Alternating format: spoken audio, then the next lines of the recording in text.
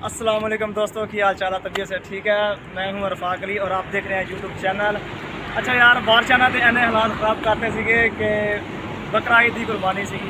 जानवर वगैरह सिपा सुपा किए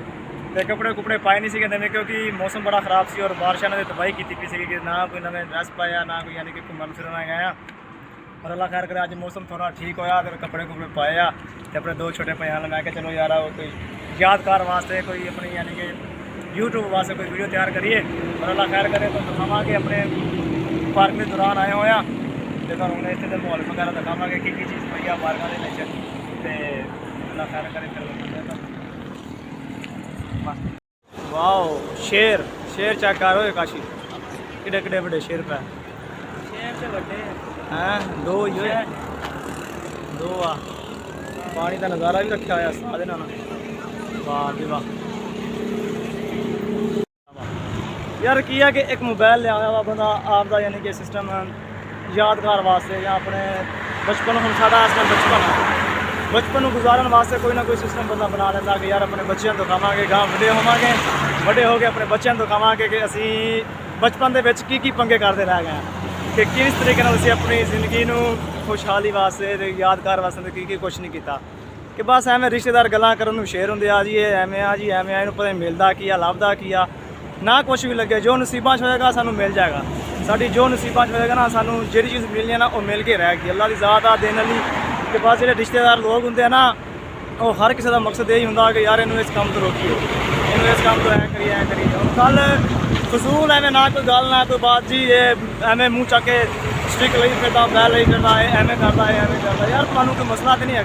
ये मेरे दिल की ख्वाहिश है मेरे दिल का शौक है मैं बनाना वा वीडियो बनाना जो मर्जी बनावा किसी को की दोस्तों कहने का मकसद यह है कि यार आपकी ज़िंदगी का जो थोड़ा टाइम पास करना लाजमी नहीं कि ये ज़िंदगी मिली हुई है कि सिर्फ आप काम कार के बसर करो आपकी यानी कि दुख के बसर करो क्योंकि यार एक टाइम होंगे इंसान का कि वीडियो भी बनावे अपनी ज़िंदगी को खुशहाल बनावे कोई घूमे फिरे कोई खावे पीवे कोई ये कोई वो लाजमी थोड़ी कि आपने भज नट करके काम ही करना वा अपनी कुछ नहीं करना इस तरीके थोड़ी जिंदगी गुजरती है कि यार बस जिंदगी का कोई पता नहीं कदों मुक जाए कदों ना मुके बस टाइम पास करने वास्ते की कुछ नहीं करती दुनिया। और ये जी तुम देख सकते हो कि बाईपास से तुरे जा रहे हैं तो ये पार्क का नज़ारा वा ये तुम दिखाइए उन्हें पार्क के जावे कि चीज़ पई वा झूले वगैरह पाया पता नहीं कि चीज़ पई आ तो अल्लाह खैर कर जाके देखते हैं कि कुछ आ तेन मोटरसाइकिल चलाने तमीज़ नहीं है लैंड क्लोजर में चलानी तमीज़ है तेन है चबला तमीज़ है नहीं ये लैंड क्लोजर चलानी चक असी तुहानू अपनी लैंड क्लोजर विखाइए जिहदे ते आए इंतजार करो देखो कितनी लम्मी इधर देखो आया लाया इनू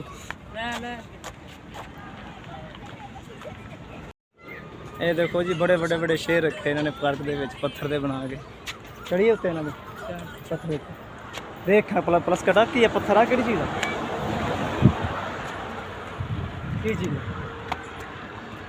हाँ पत्थर दे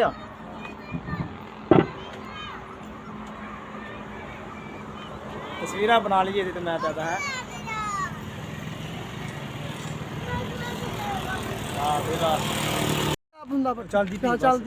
ਤੁਹਾਨੂੰ ਵੀਡੀਓ ਬਣਾਉਣੀ ਨਹੀਂ ਪਤਾ ਕਿੱਦਾਂ ਚੱਲਦੀ ਕਿੱਥੋਂ ਚੱਲਦੀ ਰਿਆਸਤੀ ਬੰਦੇ ਉਹਦਾ ਟਿਕਟੌਕ ਸਟਾਰ ਬਣਿਆ ਹਾਂ ਇਹ ਟਿਕਟੌਕ ਦਾ ਮੂੰਹ ਦੇਖੋ ਟਿਕਟੌਕ ਸਟਾਰ ਦਾ ਉਹ ਮਛਲੀਆਂ ਵੇਖੀਏ ਮਛਲੀਆਂ ਉਹ ਉਧਰ ਬਣਾ ਮਛਲੀਆਂ ਕਿੱਦਾਂ ਦਿਖਾਵਾਂ ਉਹ ਇੱਧਰ ਦੀ ਚਲੀਏ ਪਾਰ ਹੋ ਕੇ ਨਾ ਇਹ ਡੋਲਫਨ ਹੈ ਸਾਡੇ ਸ਼ਹਿਰ ਦੀ ਤੂੰ ਮੋਟਰਸਾਈਕਲ ਨਹੀਂ ਲੈ ਕੇ ਆਇਆ ਉਹ ਜਾ ਮੋਟਰਸਾਈਕਲ ਨੂੰ ਖਿੱਚ ਲਿਆ ਉੱਥੋਂ ਨਹੀਂ ਕੋਈ ਵੀ ਲੈ ਜਾਂਦਾ ਉਹ ਨਾ ਭਾਈ ਪਾਕਿਸਤਾਨ ਦੇ ਹਾਲਾਤ ਨਹੀਂ ਸਹੀ ਹੈਗੇ ਤੈਨੂੰ ਨਹੀਂ ਪਤਾ ਅਸੀਂ ਮਛਲੀਆਂ ਦਿਖਾਉਂਦੇ ਆ ਤੂੰ ਜਾ ਮੋਟਰਸਾਈਕਲ ਲੈ ਕੇ ਆ नहीं आ उत्थे ले आके खड़ा कर दे अगे वो तो टिकटॉक बंदे बनाते पे अपने तो थले ही होने जोड़े भी देख दिया मछलियां इधरों दी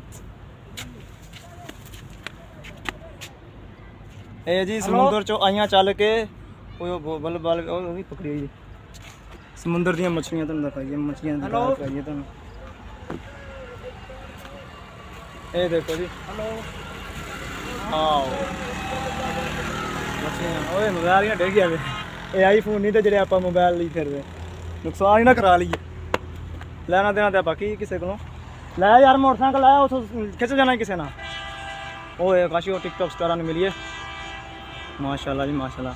ਉਹਨਾਂ ਦੇ ਮੂੰਹ ਦੇਖ ਕਾਸ਼ ਸੁਰੀ ਮੂੰਹ